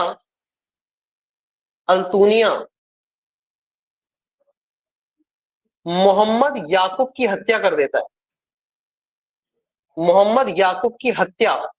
अब ये सवाल आया है एसएससी में कि मोहम्मद याकूब जो कि रजिया सुल्तान की सेना का, अश्व सेना का प्रधान था, उसकी हत्या कहां और किसने कर दी थी, तो कैथल में की थी। किसने की थी, अल्तुनिया। अल्तुनिया कौन था, पंजाब का राजा है, ठीक है। ऐसे ही हिस्ट्री आप, मैं बता रहा हूं जैसे, वैसे ही याद रखना है आपको। एक दो बार रिवाइज कर लेना, या ये जो कहानी है ये अपने घर में किसी को भी सुना देना, छोटे भाई बहन किसी को भी सुना देना, तो उनको आए ना आए आपको याद हो जाएगा, ठीक है। अल्तुनिया मोहम्मद याकूब की हत्या कर देता है भाई, यहाँ पर मोहम्मद याकूब की हत्या हो जाती है यहाँ पर। और रजिया सुल्तान रजिया सुल्तान को बंदी बना लेता है। को बंदी बोल रहा हूं मैं, बंदी बंदी मतलब एक तो तुम लोग, बंदी बना लेता है मतलब कैद करके ले जाता है, कैद कर लेता है लिख देता हूं मैं, बंदी बंदी हटाओ यार। को कैद कर लेता है, कैद कर लेता है। तो रजिया सुल्तान को कैद कर लेता है कौन, अल्तुनिया, और अपने साथ पंजाब ले जाता है साहब। ये कहानी थी, इसको लिखेंगे जल्दी से, फिर आगे बढ़ेंगे अपन। मजा आ रहा है कि नहीं, ये बताओ पहले। बिल्कुल नहीं आ रहा, बोर हो गए सर हम तो। इन लोगों की कहानी सुन के हम बोर हो गए, हमें करना क्या है इससे, सवाल तो यहीं से आए।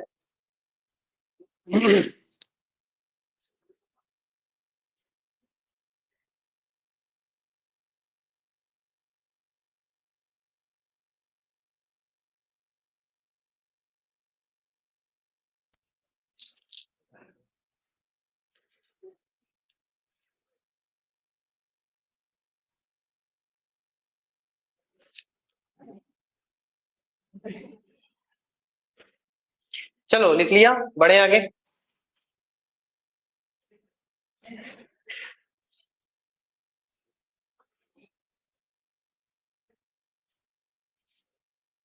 बढ़े आगे। अरे हाथ उठा के बता दो क्या संघर्ष कर रहे हो तुम लोग भी। चलिए ठीक है, बढ़े आगे अपन। अब मैं आपको इसके आगे ले चलता हूं। अब क्या हुआ है देखो, अभी पूरी कहानी आपने समझ ली है। अब हुआ ये है अभी बेसिकली कि रजिया सुल्तान, पहले एक व्यक्ति रहता है ईरान से आया हुआ, क्या नाम रहता है उसका, मोहम्मद याकूब। उसको अश्वसेना का प्रधान बना देती है। तुर्कान चालीसा नाराज हो जाते हैं और ये लोग बोलते हैं, पंजाब का एक शासक था अल्तुनिया, बोले कैथल के पास उसको घेर लेना। तो ये घेर करके मोहम्मद याकूब की हत्या कर देता है और सुल्तान को कैद कर लेता है। सुल्तान मतलब रजिया सुल्तान को, ठीक है। अब देखो आगे।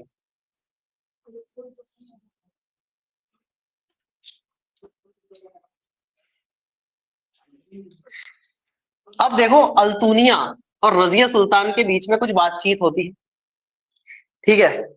तो अल्तुनिया रजिया सुल्तान से कहता है कि या तो दिल्ली दे दो या दिल दे दो। ये वास्तविक बात बता रहा हूं मैं आपको, यही प्रस्ताव रखा गया था रजिया सुल्तान के सामने कि या तो दिल का मालिक बना दो या दिल्ली का। तो इसने बोला दिल्ली तो मैं नहीं दूंगी, दिल है तो वो तू ले जा, ठीक है। यहां देखो आप, अब होता क्या है कि रजिया सुल्तान अब शादी कर लेती है किससे, अल्तुनिया से। भाई ऐसा इतिहास एक तो पढ़ाना पड़ रहा है हमें, क्या बताया, ठीक है। चलिए बढ़े आगे। तो यहां लिखना रजिया, हाँ समझौता किया था रजिया ने, तो अल्तुनिया से शादी कर ली थी, अल्तुनिया से इसकी क्या हो जाती है, मैरिज हो जाती है, ठीक है, शादी कर लेती। और दिल्ली की फिर से क्या बन जाती है, ये सुल्तान बन जाती है। लेकिन अब फिर दिमाग खराब हो जाता है किसका, तुर्कान चालीसा। देखो यही है असली विलन, तुर्कान चालीसा के जो सरदार है। तो अब ये क्या करते हैं, इन दोनों की हत्या करवा देते हैं। रजिया और अल्तुनिया दोनों को मरवा देती है तुर्कान चालीसा, और यहाँ पर रजिया का शासनकाल हो जाता है खत्म, ठीक है। बढ़े आगे।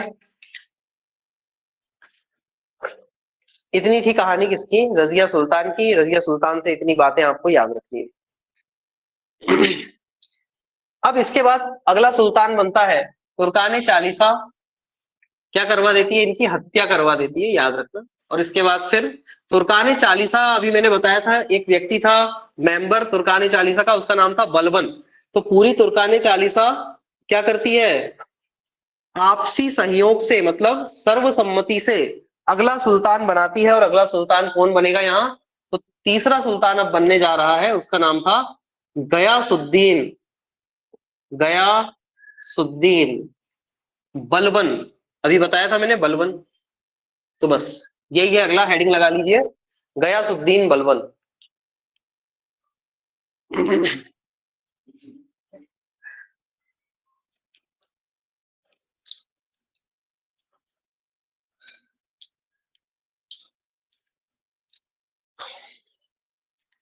तो सबसे पहले इसने क्या किया, पहला काम, अब ये बहुत दिमागदार व्यक्ति था, है ना, गयासुद्दीन बलबन।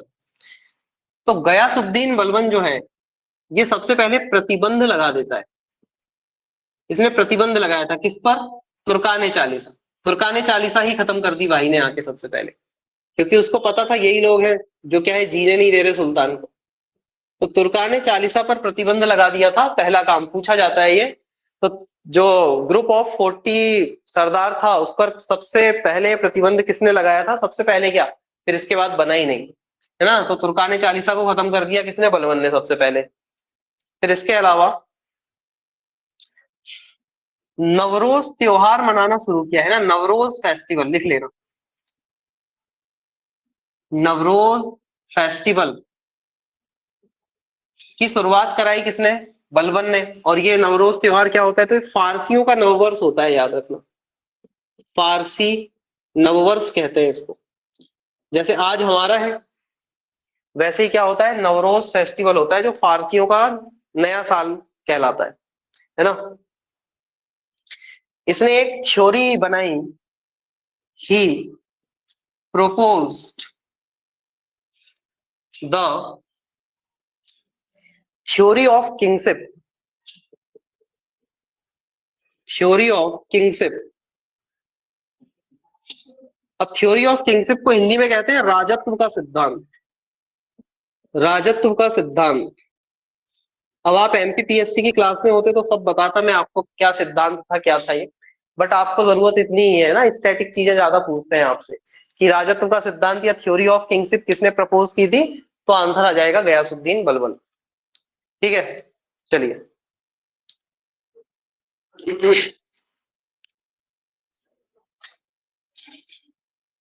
अब इस सिद्धांत में कुछ बातें थी, वो मैं आपको बता देता हूं। मिटा दें इसको पहले, यहां इधर मिटा दें।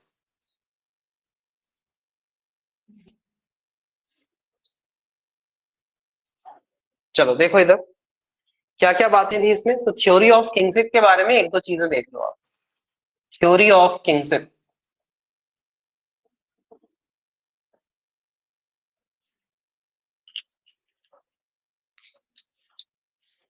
इसने अपने आप को एक टाइटल दिया, खुद को ही दे दिया, जिल ए इलाही। जिल ए इलाही, सुना है आपने ये नाम? जिल ए इलाही, जिल ए इलाही का मतलब होता है shadow of God, shadow of God. खुद को ही बता देते थे ये लोग, ऐसे ही थे भाई। इसने अपने आप को जिल ए इलाही की उपाधि दी थी सबसे पहले, जिसका मतलब क्या होता है, शैडो ऑफ गॉड, ईश्वर की प्रति छवि या अल्लाह का दूत। ठीक है, एक ही बात है। इसके अलावा इसने दो प्रथाएं शुरू करवाई, है ना। जो इन प्रथाओं का पालन नहीं करता था भाई, उसकी गर्दन कटवा देता था ये। बताता हूं मैं आपको। इसने प्रथा शुरू करवाई अपने दरबार में। कहां शुरू करवाई? अपने दरबार में। तो उसका नाम था पैबोस और सिजदा। सजदा नहीं होता, वो सिजदा होता है भाई, है ना। सिजदा करूं करके गाना है, लेकिन उन लोगों को पता ही नहीं है कि सिजदा सबसे पहले किसने शुरू करवाया था। तो उसका नाम था क्या? बलवन। अब इनके मतलब आप सुनोगे तो आपको समझ में आएगा। तो सिजदा करने का बात जो है, सिजदा का मतलब होता है घुटनों पर बैठकर बात करना, घुटनों के बल बैठकर बात करना। और हमारी फिल्मों में भी सिजदा करना बताया है ना, घुटनों पर बैठ करके फूल वूल दिया जाता है, देखा होगा आपने। तो वो यही है, सिजदा बोलते हैं उसको। और पैबोस का मतलब क्या होता है? Kissing the feet of sultan. ये थे भाई। अच्छा है अपन इस समय पैदा नहीं हुए। बहुत बहुत शुक्रिया ईश्वर का कि इस समय हम नहीं थे। ये देखो, ये ऐसी प्रथाएं चलती थी। थ्योरी ऑफ किंगशिप जो इसने बनाई, तो इसने अपने आप को एक टाइटल दिया। टाइटल क्या था? जिल्ले इलाही। प्रथा चलाई दरबार में पैबोस और सिजदा। पैबोस का मतलब होता था बादशाह के पैरों को चूमा जाए, और सिजदा का मतलब होता था घुटनों पर बैठकर बात की जाए। आगे बढ़ते हैं, लिख लीजिए इसको। फिर इसने, इसका इससे भी मन नहीं भरा तो एक और पॉलिसी बनाई है, बताऊंगा मैं आपको। उसको कहते हैं iron and blood policy.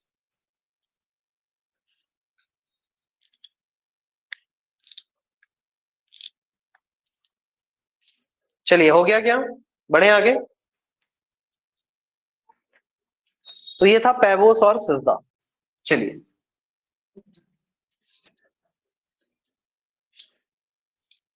Slave dynasty पढ़ रहे हैं हम, याद रखिए आप। अगला काम जो इसने किया वो किया, ही प्रपोज्ड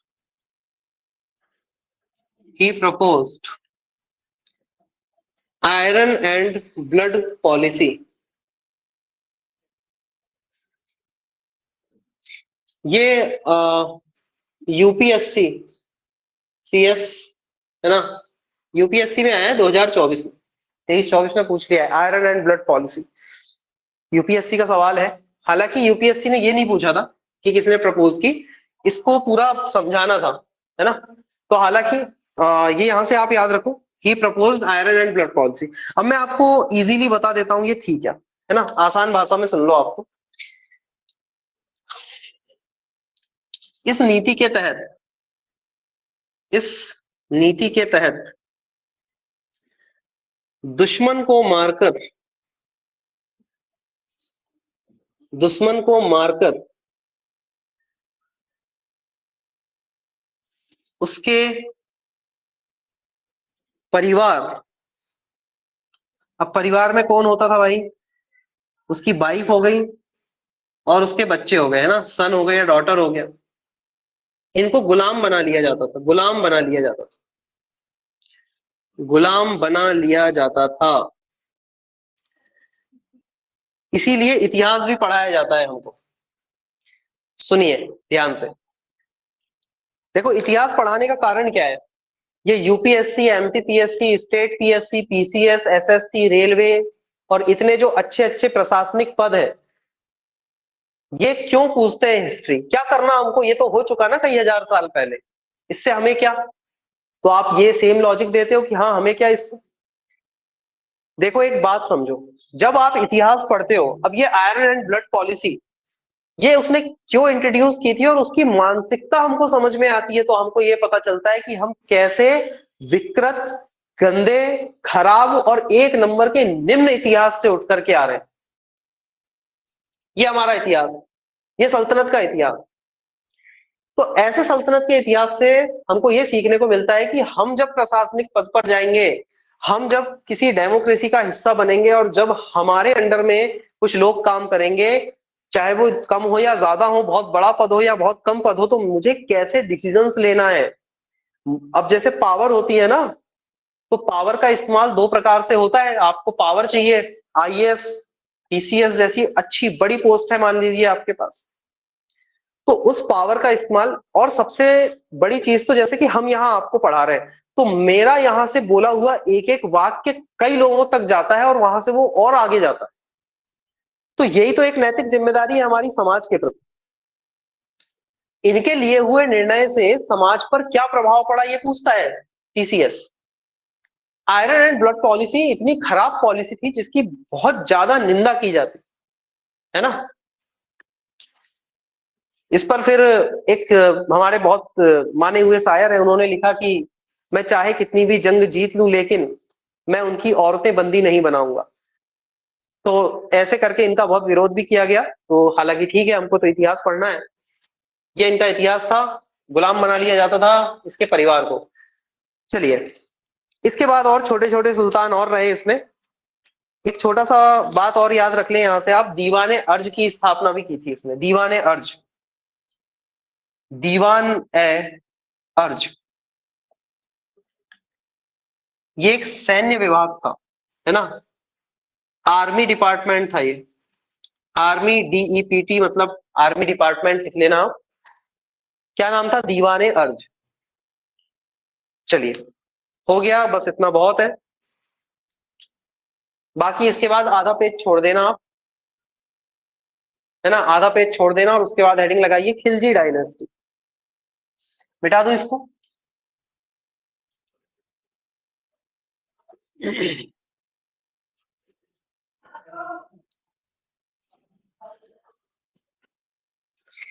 इसके बाद आते हैं खिलजी।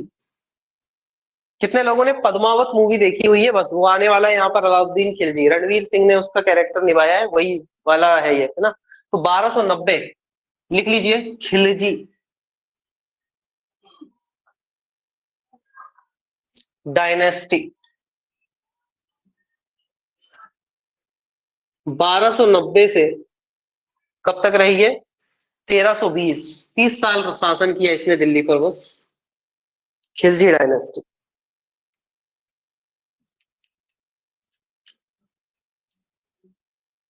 अब इसका फाउंडर पूछता है ना, फाउंडर, तो फाउंडर था जलालुद्दीन खिलजी, जलाल उद्दीन जलालुद्दीन खिलजी।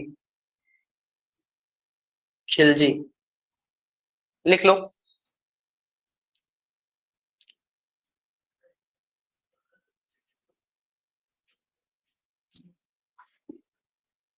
अब इसकी कैपिटल पूछा जाता है कहां पर, कैपिटल। तो कैपिटल थी दिल्ली। अब जलालुद्दीन खिलजी जो है ना, इसी का था एक भतीजा। भतीजा उसका नाम था अलाउद्दीन। अलाउद्दीन खिलजी। लिखते जाए आप लोग। और यही था सबसे खतरनाक, है ना। वो मूवी आप देखोगे तो उसमें पहले ये शुतुरमुर्ग पकड़ के ले आता है। शुतुरमुर्ग होता है एक, शुतुरमुर्ग पकड़ के ले आता है ये व्यक्ति। शुतुरमुर्ग का शिकार करता था ये अलाउद्दीन खिलजी, ठीक है। ऐसे ऐसे लोग थे। इसका बचपन का नाम क्या था अलाउद्दीन खिलजी का? तो उसको अली गुरसप बोलते थे। अली गुरसप। ये सब अरबी फारसी शब्द है, इस कारण आपको समझ में नहीं आते हैं। चलिए।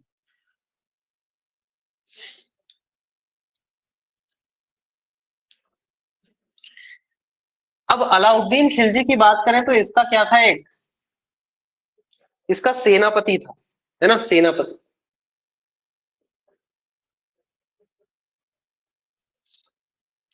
उसका नाम था मलिक काफूर।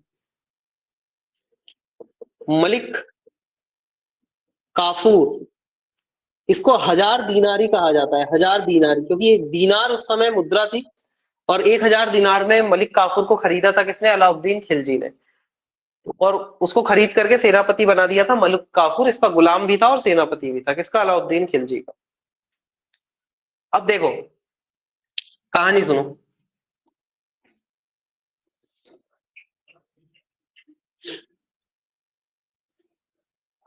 अगला फैक्ट याद रखना है यहां से। अलाउद्दीन खिलजी जो है वो बहुत ही वहसी टाइप का शासक था। वहसी मतलब दरिंदा था, ठीक है। इतिहास ऐसा ही कहता है इसको।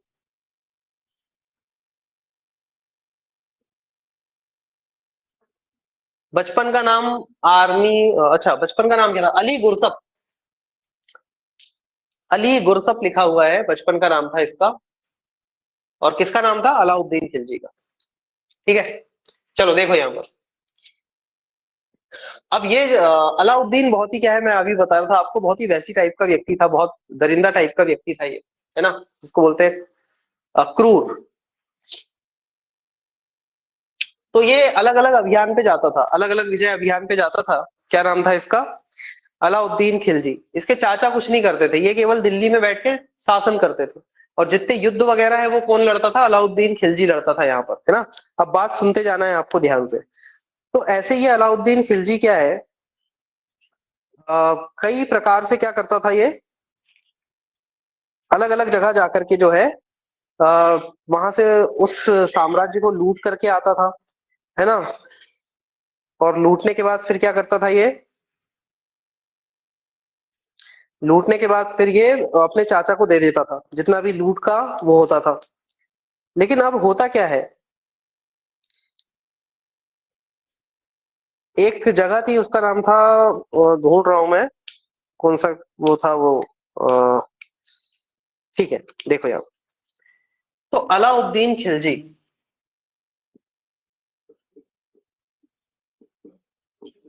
अलाउद्दीन खिलजी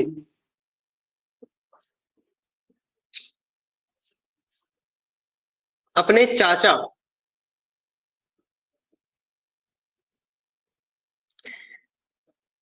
जलालुद्दीन की हत्या कर देता है।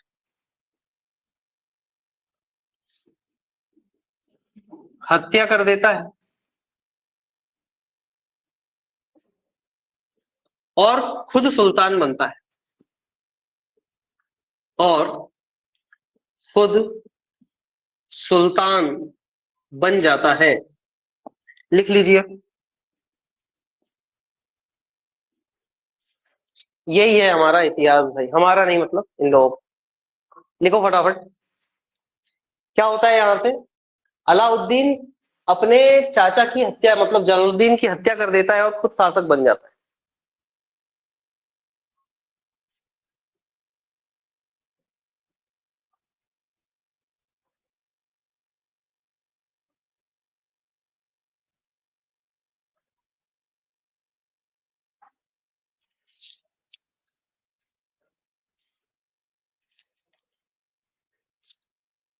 लिख लिया आप लोगों ने?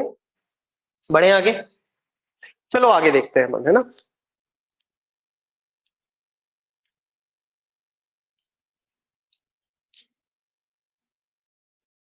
तो अलाउद्दीन खिलजी जो था, जैसे ही राजा बनता है तो ये खुद को दूसरा सिकंदर बताता था, खुद को दूसरा सिकंदर कहता था, ये दूसरा सिकंदर। अभी सिकंदर नहीं पढ़ाया, जब मैं आपको एंशियंट हिस्ट्री पढ़ाऊंगा तब समझाऊंगा सिकंदर कौन था, और कहानी भी सुनाऊंगा सिकंदर की, डाइस्थनीज, है ना, डाइमेकस, एक बहुत मैंने पहले सुनाई भी होगी आप लोगों को कभी, सिकंदर। तो खुद को दूसरा सिकंदर कहता था कौन? अलाउद्दीन खिलजी। और आपसे अगर पूछा जाए कि पहली बार दक्षिण भारत में सेना भेजने वाला सुल्तान, पहली बार दक्षिण भारत में सेना भेजी इसने, सेना भेजी,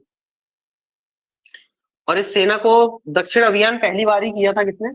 किसी उत्तर के राजा ने। चलिए मिटा दिया इसको हमने यहां से, और अब पढ़ते हैं आगे। इसके अलावा ये बहुत, अब देखो अभी तो मैंने इसकी सब आपको बातें बताई कि ये ऐसा था वैसा था जो भी है, लेकिन अलाउद्दीन खिलजी एक बहुत अच्छा अर्थशास्त्री भी था। अब आपको समझ में आएगा क्यों, है ना। तो इसके बारे में कुछ इसकी पॉलिसीज पढ़ लेते हैं हम लोग, है ना। तो हेडिंग लगाइए आप लोग, अलाउद्दीन खिलजी के सुधार, अलाउद्दीन खिलजी के सुधार।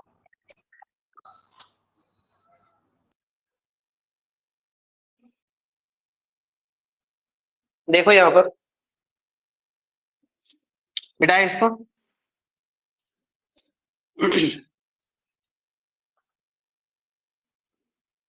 ए खिलजी, अलाउद्दीन खिलजी आप पूरा लिख लेना, के सुधार, है ना। इसको इंग्लिश में बोलते हैं रिफॉर्म्स। टर्म बताते चलूंगा मैं आपको कौन कौन से रिफॉर्म्स लाया ये, है ना। तो सबसे पहले लाया आर्मी रिफॉर्म, मिटा दे इसको। सबसे पहले इसने रिफॉर्म्स किए, तो पहले कौन सा रिफॉर्म किया इसने? आर्मी रिफॉर्म किए सबसे पहले, आर्मी रिफॉर्म्स। अब कौन कौन से रिफॉर्म थे तो देखो यहां पर, है ना। सबसे पहले तो इसने कैश पेमेंट करना शुरू किया, कैश पेमेंट जिसको बोलते हैं नगद वेतन, नगद वेतन देना शुरू किया। पहले, इसके पहले कोई वेतन नहीं देता, है ना। खाने और पीने के लिए कुछ सामान दे दिया जाता था राजा के द्वारा, लेकिन इसने कैश पेमेंट करना शुरू किया सबसे पहले, नगद वेतन करना शुरू किया। और परमानेंट आर्मी रखी इसने, है ना, परमानेंट, परमानेंट आर्मी, स्थायी सेना रखने वाला पहला राजा था ये, स्थायी सेना, स्थायी सेना, परमानेंट आर्मी रखी इसने। दूसरा सुधार, ठीक है। अब एक टर्म होती थी इनके, मतलब तुर्क भाषा में उसको कहते थे हुल्लिया। जैसे आप आइडेंटिटी कार्ड होता है ना, तो ये भी क्या थी, एक प्रकार की आइडेंटिटी, आइडेंटिटी रखना। तो ये सब सुधार करवाए थे इसने, है ना। और इसके अलावा एक और प्रथा शुरू करवाई थी, घोड़ा दागना। देखो हिस्ट्री में जो टर्म है वैसी याद रखनी पड़ती है अपने को। घोड़ा दागना मतलब घोड़े को क्या है, घोड़े पर एक निशान लगा दिया जाता था, दागना।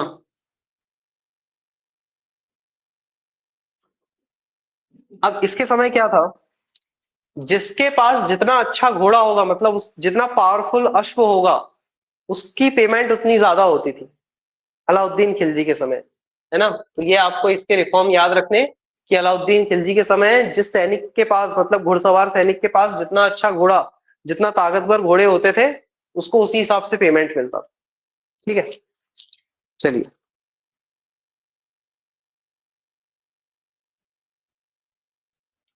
इसके बाद दूसरे रिफॉर्म्स कौन से लेकर के आए हैं, तो इसको हटाते हैं हम लोग यहाँ से। अगले रिफॉर्म्स यहाँ लिखिए आप, इकोनॉमिक, इकोनॉमिक रिफॉर्म्स। तो कौन कौन से इकोनॉमिक रिफॉर्म ये लेकर के आया? तो सबसे पहले लाया ये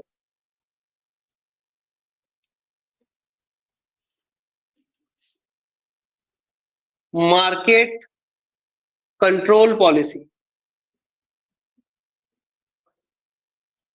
इसको कहते हैं बाजार नियंत्रण प्रणाली, है ना? ये पॉलिसी या सिस्टम बोल, मार्केट कंट्रोल सिस्टम बनाया है इसने, बाजार नियंत्रण नियंत्रण प्रणाली। अब ठीक है, ये सुनो, तो इसके अंतर्गत कुछ काम किए इसने, है ना? जैसे माप तौल दंड, माप तौल दंड। अब ये क्या था?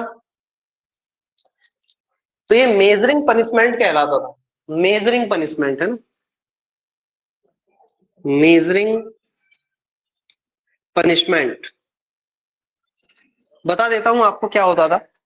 जैसे अगर मान लो किसी ने शिकायत कर दी कि कोई दुकानदार जो है 1 किलो की जगह 900 किलो ही चीनी तोल के दे रहा है, 100 किलो गायब कर रहा है, तो अगर माप तौल में कोई गड़बड़ी करता हुआ उसको दिख जाता था, जैसे हमारे यहाँ होता है ना, बाट में कुछ नीचे चुंबक लगा देते हैं जिससे कम तुलता है, तो ऐसे माप तौल में अगर कोई एरर करता था और वो पकड़ा जाता था, तो अलाउद्दीन खिलजी के समय उसकी बॉडी से उतना मांस निकाल लिया जाता था।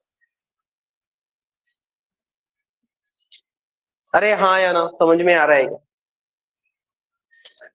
माप तौल दंड जो अलाउद्दीन खिलजी के समय दिया जाता था, क्या करते थे ये लोग, अगर उसकी शिकायत आई दुकानदार की कि इतना ये जो है जैसे चीनी 1 किलो देना है, 900 ग्राम ही दे रहा है, 100 ग्राम ये बचा रहा है, तो 100 ग्राम अगर मान लो उसने जो है बचाया है, तो 100 ग्राम उसकी बॉडी से मांस निकाल दिया जाए, पहला।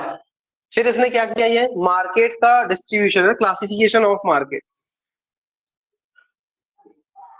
Classification of market.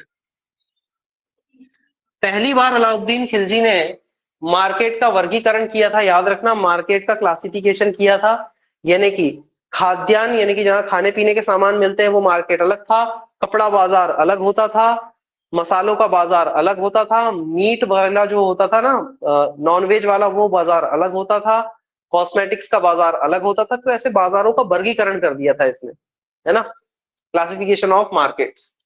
ठीक है, इसके बाद लिखिए आप,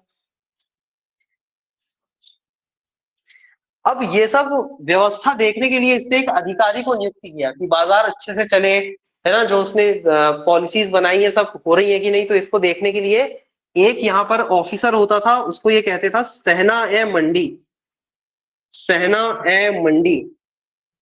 तो मंडी शब्द भी यही तुर्क सरदारों से यहीं से आया है ना, तुर्क भाषा से मंडी। तो जो हम बोलते हैं ना मंडी से सब्जी ले आना है, ये मंडी जो शब्द है कहाँ से आया है? यहाँ से आया है, दिल्ली सल्तनत। तो सहना ए मंडी यानी कि बाजार का अध्यक्ष, लिख लेना, अध्यक्ष होता था बाजार का, सहना ए मंडी। चलिए, तो ये जो इसकी इकोनॉमिक रिफॉर्म्स थे, तो अभी आपने तो बहुत शॉर्ट में पढ़े हैं, सिर्फ नाम ही पढ़े हैं, इसकी डिटेल्स बहुत अच्छी अच्छी है, मतलब बहुत अच्छे रिफॉर्म्स भी लाया था ये, डिटेल में आप पढ़ोगे तो। इसीलिए अलाउद्दीन खिलजी इतना बहसी जरूर था, लेकिन उसको एक अच्छा अर्थशास्त्री कहा गया इतिहासकारों द्वारा, है ना, कि एक अच्छा इकोनॉमी की समझ रखने वाला राजा था ये। चलिए, इसके अलावा बढ़ते हैं आगे, और भी कुछ काम किए हैं इसने, वो और देख लेते हैं। जैसे हम यहाँ पर बात करें तो कौन कौन सी इमारतें बनवाई है ना, इमारतें।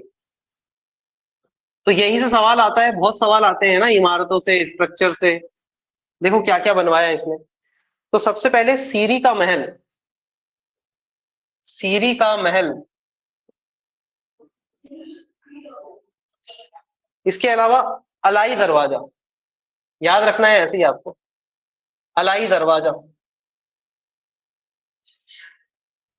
इसके अलावा अलाई मस्जिद, अलाई मस्जिद, मस्जिद।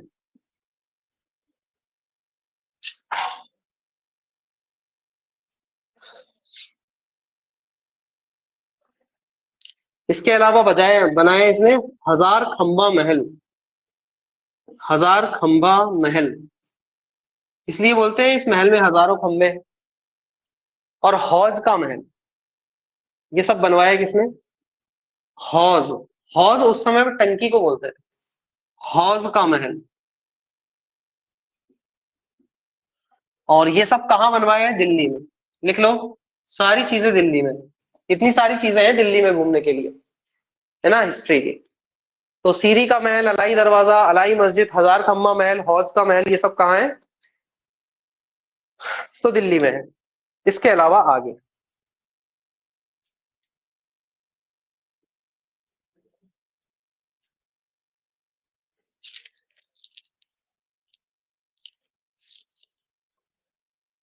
अब इनके समय एक व्यक्ति थे, यानी कि एक बहुत बड़े कवि और बहुत अच्छे आर्टिस्ट। उनका नाम था अलाउद्दीन, सॉरी, अमीर खुसरो। नाम सुना होगा आपने, अमीर खुसरो। इसी के समकालीन थे, लिख लेना, है ना, अलाउद्दीन के समकालीन। समकालीन थे, पहली बात।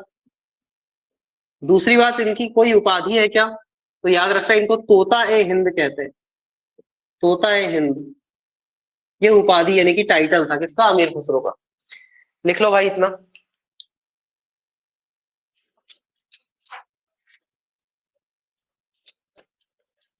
चलिए, ठीक है, बढ़े आगे। तो अब यहां से आगे हम बढ़ेंगे कल, है ना, आज तो नहीं बढ़ेंगे। आज मैं कुछ होमवर्क दूंगा आपको, ये होमवर्क आप करके लाएंगे। होमवर्क लिखो सब लोग जल्दी से। आपको स्टैटिक जीके पढ़ना है आज, स्टैटिक जीके। तो मैं अभी आपको टॉपिक दे देता हूं कौन कौन से, है ना। स्टैटिक जीके में आप पढ़ेंगे art and culture, art and culture. इसके अलावा स्पोर्ट्स, इसके अलावा बैटल इंपॉर्टेंट बैटल्स और इंपॉर्टेंट मीटिंग्स ऑफ आईएनसी, यानी कि इंडियन नेशनल कांग्रेस। तो ये 5 टॉपिक आज आप पढ़ोगे, 5 नहीं सॉरी 4, है ना। आर्ट एंड कल्चर मतलब कहाँ कौन सा फेस्टिवल मनाया जाता है, कहाँ कौन सा नृत्य होता है, कहाँ कौन सा जनजातीय नृत्य होता है, ठीक है। इसके अलावा स्पोर्ट्स, तो ओलंपिक्स क्या होते हैं, कहाँ कौन सा ओलंपिक है, वो आपको मिल जाएगा, है ना। आप डालोगे स्पोर्ट्स स्टैटिक जीके तो आ जाएगा, स्टैटिक जीके उसको लिख लेना आप। तो इतना आज आप होमवर्क निपटाओगे और इतनी हिस्ट्री पढ़ोगे, मैथ्स करोगे। बाकी हम मिलते हैं कल। नमस्कार, थैंक यू, बाय बाय।